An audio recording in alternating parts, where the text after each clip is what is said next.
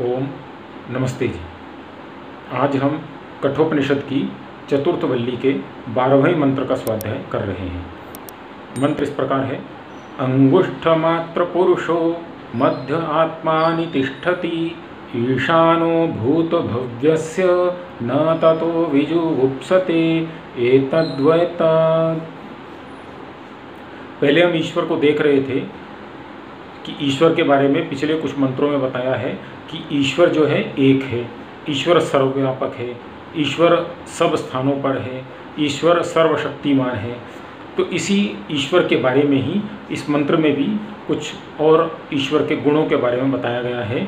अंगुष्ठ मात्र पुरुषो, ईश्वर जो है, ईश्वर को बोला गया है अंगुष्ठ मात्र, अर्थात अंगुष्ठ, अंगुष्ठ अर्थात अंगूठा, हमारे हाथ का जो अंगूठा होता है उसे अंगुष्ठ कहा जाता है। अंगुष्ठ मात्र पुरुषो, जो अंगुष्ठ मात्र ही जानने योग्य है, अर्थात उस ईश्वर को अगर हम अपना पूरा सामर्थ्य लगा करके भी जानने का प्रयास करते हैं तो केवल अंगुष्ठ मात्र ही जान पाएंगे। अंगुष्ठ मात्र अर्थात हमारा इतना बड़ा शरीर है, उतने बड़े शरीर में अंगूठा जितना हिस्सा है उतना ही हम ईश्वर को जान सकते हैं। उसके अधिक ईश्वर को हम जानने का सामर्थ्य ही अपने अंदर नहीं रखते हैं। तो अंगुष्ठ मात्र पुरुषो मध्य आत्मानि तिष्ठति, और ईश्वर रहता कहाँ है?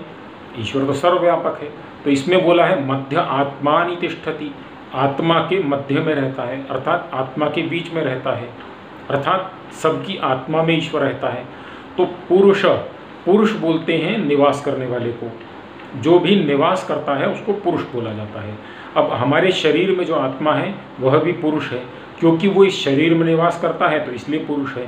परंतु आत्मा जो है, वो परमात्मा जो है, वो पूरी सृष्टि में निवास करता है, इसलिए वो परम पुरुष है। तो अंगुष्ठ मात्र पुरुषो मध्य आत्मानि तिष्ठति, वो आत्मा के मध्य में रहता है। अब आत्मा के मध्य में रहता है ऐसा क्यों बोला है? क्योंकि ईश्वर तो सर्वव्यापक है।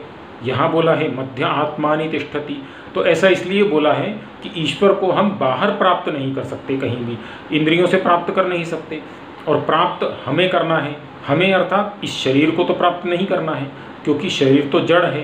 प्राप्त करना है आत्मा को, तो आत्मा कहाँ है? शरीर के अंदर। तो मध्य आत्मानि तिष्ठति, उसी आत्मा के अंदर ईश्वर भी है, तो वहीं पर जाकर के उस ईश्वर को हम प्राप्त कर सकते हैं।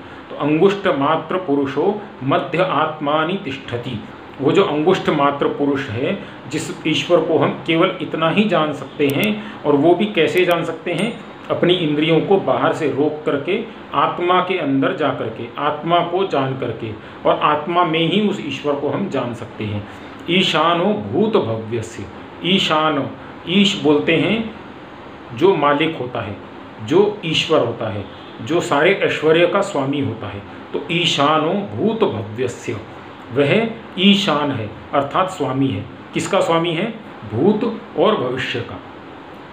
तो जो व्यक्ति ईश्वर को जान लेता है तो वो ये समझ लेता है कि ईश्वर ही भूत और भविष्य का स्वामी है, और जो भूत का और भविष्य का स्वामी है वही वर्तमान का स्वामी है। तो ऐसा विद्वान व्यक्ति जान लेता है, और जानने के बाद न ततो विजुगुप्सते, जानने के बाद वो किसी से द्वेष नहीं करता, किसी से कुछ गलत कार्य नहीं करता, द्रोह नहीं करता, किसी से कुछ उसका वैर नहीं रहता, और वो ऐसा समझता है एतत् वैतत्। अब ईश्वर जो है वो भूत और भविष्य दोनों को जानता है, भूत भविष्य, और तभी वो वर्तमान को भी जानता है।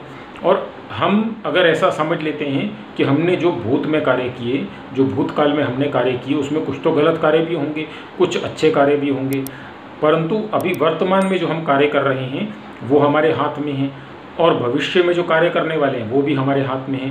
तो जो ईश्वर को इस प्रकार समझ लेता है कि ईश्वर को मैं इतना ही समझ सकता हूँ, इस प्रकार से समझ सकता हूँ, तो इतना समझने के बाद, इतना समझने के पश्चात वो यह समझ जाता है कि मेरा भूत भी ईश्वर के हाथ में है, मेरा भविष्य भी ईश्वर के हाथ में है, मेरे हाथ में केवल कर्मों को करना है। तो ऐसा सोच करके वो गलत कर्मों को नहीं करता है और गलत कर्मों को त्याग देता है। ये इस मंत्र का अर्थ हुआ। धन्यवाद। नमस्ते जी।